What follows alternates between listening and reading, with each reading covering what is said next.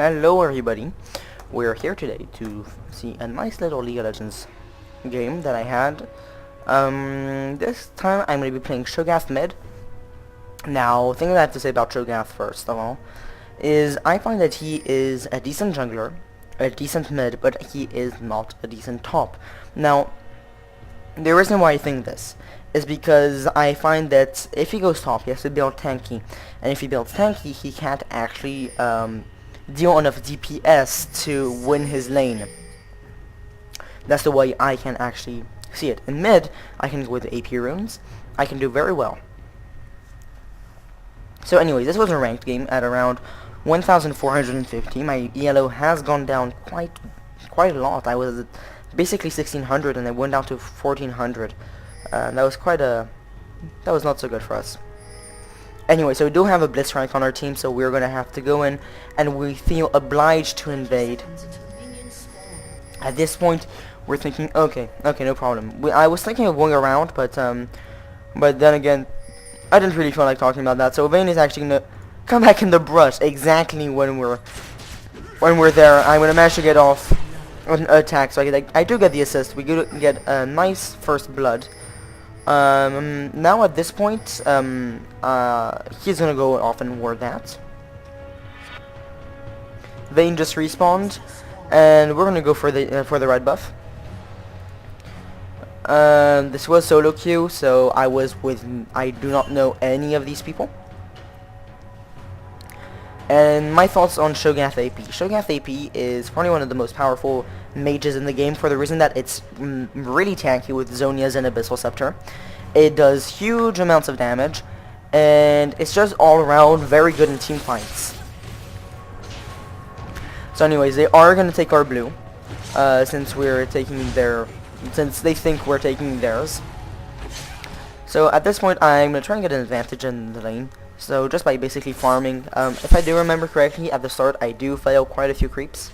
Yeah, for example, I just lost like 3 creeps, and out of those 6 first creeps I'm going to only get 2. I mean, that was really bad of me. So anyways, this game I'm going to play Cho'Gath mid. I'm with Elysian jungle, Olaf top, which is going to be against an Elise. My thoughts about an Elise is that she is extremely powerful if she is mastered. Now the reason why I say that is because I see a lot of Elises who actually don't do that well, for the simple reason that they don't know how to place their spells and how to kind of approach an opponent. So anyway, here you do see a gank from the Pantheon trying to get a nice and early kill on me, or at least force a flash. I'm just gonna see him. He came from the wrong angle. Well, not he did his best to come in from the right angle, but I am just gonna stroll out of that bad situation. In the bot lane, we have a Blitzcrank and a Caitlyn who's gonna be against Vayne and Leona. Now Caitlyn is gonna have a really easy time early game for against Vayne, for the simple reason that Vayne has 525 range, if I remember correctly, and on the other hand, Caitlyn has 650. That's a huge range difference. Now what that means is that you're basically going to be able to harass freely and do very well like that. Anyway, so Pantheon is going to try and do the blue here. Blitzcrank is still level 1. I mean, that is very, very ballsy of him to try and do something there, considering he's level 1, whilst the rest of his team is level 3 or plus. So me here in mid, I'm just like, the thing I like with Cho'Gath is that you can really just ignore the opponent. I mean, with your passive, his passive is when you finish a creep, you gain, I think, you gain a flat amount of HP and of mana. That means you can stay in lane basically for about 10-20 minutes by the time you can get a Ward of Ages. You probably want to do a back in between so that you manage to still dominate your lane. So at this point, as you can see, Katarina has been taking some harass, and I've been doing some harassing. But in the end, I have basically all my health and mana. That's because of the passive. In this game, I was actually trying out a new build, the spell build. I normally prefer maxing the Q first for the maximum burst amount of damage, but this game I tried maxing out the W, because I was thinking, okay, we're Katarina, I might be able to silence her for a long time, stopping her from doing anything for quite a while. That means I can then place my spells easily. So So here Olaf is, as you can see there, I mean, this is what I mean. If Elise is played well, she would have landed that in that stun really easily and probably done the, well, let's call it second blood. So anyways, at this point they are basically trying tower dive, but at this level you can't really tower dive. As Elise you probably could have, but this Elise was not very impressing, let's say. At this point in down and mid, let's see.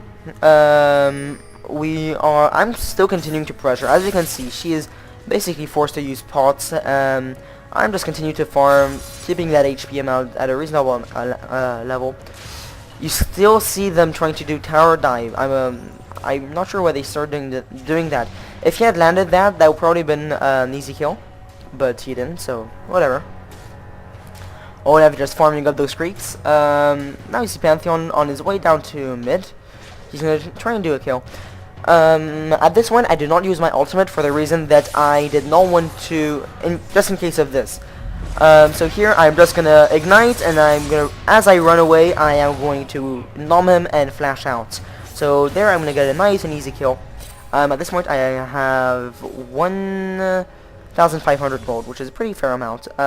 Elise at top does get a kill on the Olaf. That is a shame, but it's not the end of the world, to be honest. I mean, it still is Olaf. Whether he is fed or not, he will still do huge amounts of work in team fights. Let me just organize this. I'm gonna put me up atop with Katarina. Then the tops, then the junglers, then the carries, and then the supports. So anyways, I'm back in lane right now. As you can see, I do not like taking my catalyst as first item. I don't like taking the blasting wand, and then I do take the HP for obvious reasons. At this one, I'm trying to shove the lane because Katarina, I did see her go back. No, I'm assuming she went back. So I'm just going to shove the lane, and this is what I recommend you doing. Every time you see your opponent going back or is missing in lane, just shove the lane, push it to their tower so that they lose XP and creeps. If you can do that, then you will eventually, over time, if you force them to go back a few times, you will get a definite advantage. So at this point, the Elise, I'm interested in actually the Elise because she's one of my favorite characters. Although I'm not very good with her at all. I like the concept of her playstyle and of her spells. So here I am taking like simple harass from the Katarina, but I do so much more damage than her. So yeah, let's look at the bot lane. Blitzcrank is going back after whoa. Wait, like this. This is an interesting technique. Oh, right, wait. Let me go back. Let's go to 745. So anyways, you see me pushing up quite a bit. I'm gonna go like this, there. And I'm completely under tower here, and I'm gonna hit her. I'm gonna get stunned under the tower. I mean, that's gonna be really bad for me. She's gonna jump onto me, and oh, so close on killing the Pantheon. But it's fine, the Katarina did not get the kill. So as I was trying to say, that was an interesting technique by Caitlyn, using her ultimate just to harass. I'm not sure I've seen that before. Probably have a couple times, but not that much. Anyway, so here you're gonna see the Lee Sin, who they actually managed to get through there and get a kill off on the Pantheon, and then he's gonna manage to barely get away. I don't know why the counter, how come he got so much distance in such a short amount of time, but sure, I guess that works. So at this point, as you can see, I'm almost finished with my Catalyst and my Rod of Ages, when the Katarina barely has a blasting wand. So I am pinging for the Katarina going up to top, just making sure that my Olaf is aware of that. And so she's not going to be able to do anything at top. I'm going to go off and actually ask her some help off with the blue buff. Even though I'm not going to ask for much, since at the second blue, you can actually just do Q, W, hit it once, and you'll actually be able to nom it and finish it off really easily. So here, this is warded, so we're not going to be able to do anything. She's going to manage to pull off a stun, but that's not going to be enough, to be honest. Pantheon is right there. Now, we were not aware of that, of course. We do not have a ward there. Katarina is coming back to mid. She just got her sorcerer boots. She's not going to go for anything else. Which at this point in the game, I guess is acceptable since she is she doesn't have much to do. Here you can see a tower dive that happened from Pantheon, probably having his ultimate. Yeah, he probably no, he didn't use his ultimate. So he's just probably landed off a stun. He wasn't expecting it, and Pantheon came off right after. So as you can see, Cho'Gath's lane presence is just completely crazy. I'm forcing a Katarina to be so cautious because I deal so much damage and she does not have any lane sustain. She's being forced to use and buy lots of potions, which is definitely I'm not complaining at all in this situation. I do think that the Katarina is going up to top, so I'm really gonna spam the Lee Sin to run back, because if Katarina gets a few kills, she's gonna be able to snowball really well. Sorry, I mean it's gonna be bad for us, but whatever.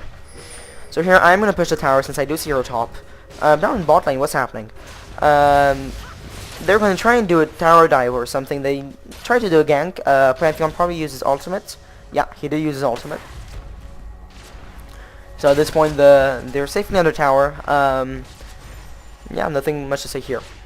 So me, I'm seeing the Pantheon trying to come back up. I was hoping for him to go into his to come down, but since I'm not seeing him, I'm just gonna completely just go and check their blue, and I mean we're just gonna walk next to each other. Here Pantheon is probably thinking I'm not there anymore, but I was seeing him, and I'm gonna Silas and nom him and kill him straight away. I mean, not even a challenge there. Now at this point, we do see that there are 3 down there, but I really need this blue buff pretty badly, to be honest. Now that I have it, I'm going to be able to go into the team fight, or into here, and do a good amount of damage. I queued right there for a simple reason that I was expecting a flash, seeing the direction that she was running in. At this point, you're going to see, oh, there you go, you're going to see the ultimate there. I'm just going to go in, silence, do some damage, and I'm hoping for the Lee Sin to do something, but he's going to miss his E. That's going to result in a kill for the Katarina. At this point, if I remember correctly, yeah, we are going to back off. Because we really do not want to get caught by the Katarina. Give her a chance to snowball, as I said, because she is one of those characters who, once she gets into the lead, she does not let go of it. At this point, I do have enough money for my Rod of the Ages, so I should be going back pretty soon. Oh no, wait, this is going to be bad. I'm going to overstay my welcome here. I'm going to manage to knock him up, but I'm not going to manage to get off my silence. You see the animation there, but if I landed that off, he would have probably died. Let me see how much damage I do. I do 275 plus 45. Yeah, so he would have died. But it's fine, you know. I'm Cho'Gath, so it doesn't really bother me.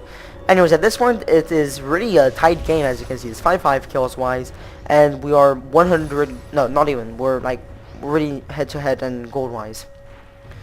Here you see Lee Sin doing the lane gang that he can so easily do just by running up, doubling on a creep, and then that's it, being able. So here the Olaf is barely gonna get out of there. Elise did do her best to get something out of that. She knew she was gonna die, so I'm just gonna try and finish off the Olaf. Anyway, so here down the mid, pretty basic. The Katarina coming back in with lane with lots of MR. She really is not appreciating the harass I can put in.